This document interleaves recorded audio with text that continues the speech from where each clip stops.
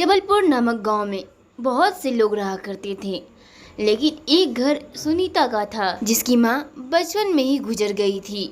उसकी सौतेली माँ उसे ज्यादा प्यार नहीं करती थी, उसके साथ सौतेला जैसा व्यवहार करती और उसे हर रोज मारती थी। पर बेचारी कर भी क्या सकती थी, चुपचाप खुद पर हुए जुर्म को सहती जा रही थी। सुनीता, अरे ओ सुनीता, कहाँ मर गई? जरा यहाँ आ। हमेशा काम के वक्त गायब हो जाती है। जरूर अनन्या के कमरे में कुछ कर रही होगी। अरे वाह, यहाँ खेलने में कितना मजा आ रहा है। मेरी माँ तो मुझे यहाँ कभी आने ही नहीं देती। अच्छा हुआ अनन्या भी अभी यहाँ पर नहीं है। अरे यार, माँ तो बुलाने लगी, अब उसे क्या जवाब दूंगी।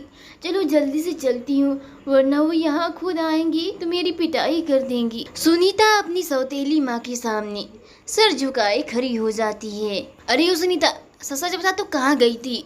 अनन्या के कमरे में थी या फिर मेरे कमरे से तुम पैसे चोरी? सोनपुर नामक गांव में बहुत से लोग रहा करते थे। यहाँ के अधिकतर लोग अमीर हुआ करते थे, पर इस गांव में एक गरीब लड़की भी रहती थी। मानो वह गरीब ना थी, पर उसका इस दुनिया में कोई नहीं था। उसकी माँ के गुजर जाने के बाद उसके पिता ने दूसरी शादी कर ली और सौतेली माँ उसे नहीं मानती थी। सौतेलापन करती, सौतेला व्यवहार दिखाती। उस अंजलि की बच्ची को मुझे उसकी औकात दिखानी ही पड़ेगी। आखिर उसका इस दुनिया में है भी तो कौन?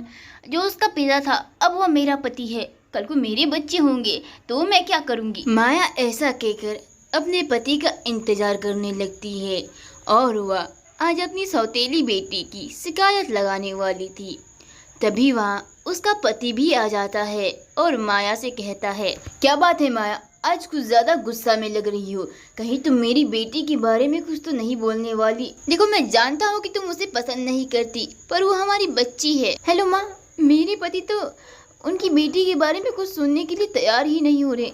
लगता है तो काफी जंगल दिखाई देता और यहाँ पर अधिकतर लोग भी नहीं रहते। इसमें से एक घर में एक आदमी रहती थी जो कि बड़ी ही आलसी थी। दोनों बहनें काम नहीं करना चाहती थी। छोटी बहन बड़ी को काम बताती तो बड़ी बहन छोटी को। कल सुबह होते ही मैं घर से निकल जाऊंगी, फिर देखती हूँ रिंकी कैसे काम नहीं करती। अरे मैं भी कितनी चालाक हूँ। ऐसा कहकर नैना फिर नए नए बहाने खोजने लगती है, क्योंकि वह काम नहीं करना चाहती थी और नैना बस सवेरे होने का इंतजार कर रही थी। और जब सवेरा हुआ तो रिंकी भी काम करने के आजकल से नहीं उठ रही थी, क्योंकि वो भी अपनी बहन से कम नहीं थी। अरे ओ महारानी, चल अब उठ जा, मैं काम से बाहर जा रही हूँ, तब तक तुम घर की सफाई करके रखना। नैना ऐसा कहकर उसके पास खड़ी रहती है, पर उधर से कोई जवाब नहीं आता और इस पर नैना उसके जवाब का इंतजार करने लगती है। लगता है महारानी नहीं उठेंगी।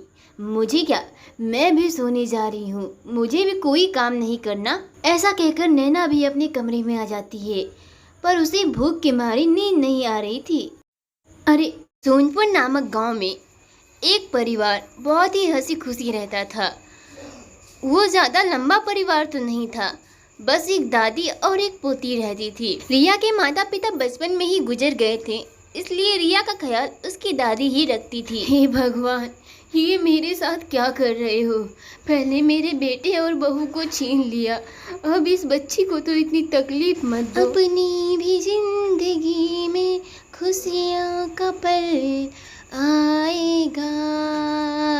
रिया को गाना गाने का बड़ा ही शौक था, पर इस बात से उसकी दादी काफी चिढ़ती थी, क्योंकि वह नहीं चाहती थी कि यह सब काम रिया करे। रिया से उसकी दादी कहती है, देख रिया बेटा, तेरी बचपन की बात और थी, पर अब तुझे ये सब शोभा बिल्कुल नहीं देता।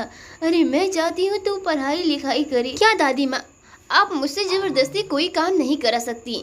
मुझे पढ़ाई में बिल्कुल मन नहीं लगता, जिसमें मेरा दिल लगता है वो मुझे करने देना। हमेशा की तरह इस बार भी रिया दादी की एक नहीं सुनती और हमेशा की तरह अपनी दादी की बातों को अनदेखा कर देती है। हे